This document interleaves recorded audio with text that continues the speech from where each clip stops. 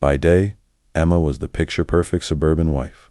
She spent her mornings baking pies, her afternoons gardening, and her evenings hosting dinner parties with her loving husband, Mark. To the outside world, they were the embodiment of happiness: a pristine house, a supportive marriage, and a seemingly ordinary life. But Emma had a secret. Late at night, when Mark thought she was visiting her sister or attending book club meetings, Emma slipped into another persona. She traded her floral aprons and pearls for leather and lace, transforming into Mistress Evangeline, a powerful and commanding dominatrix in an upscale private club downtown. Her dual life began years ago, not out of rebellion, but as a way to rediscover the pieces of herself she had buried. Emma had always been the people pleaser, the one who put everyone else first. But in that club, she was in control. She called the shots, and people listened. For the first time, she felt alive.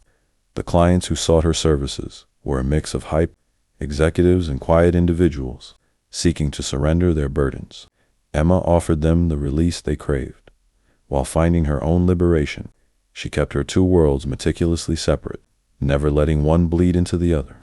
But one evening, as Emma prepared for a session, her phone buzzed. It was Mark. "I miss you. Can't wait for you to come home." Guilt tugged at her, but she silenced the thought and stepped into her role. She reminded herself that this secret side of her didn't diminish. Her love for her husband was simply a part of her he couldn't understand. That night, after returning home, Emma found Mark waiting up for her. He smiled, kissed her on the forehead, and asked about her evening.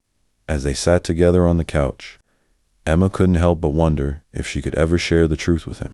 Would he accept her for who she was, or would the image of the perfect wife shatter forever?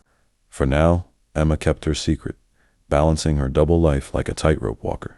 Each step was careful, deliberate, and thrilling. She knew the risks. But she also knew one thing. In embracing both sides of herself, she had finally found her power.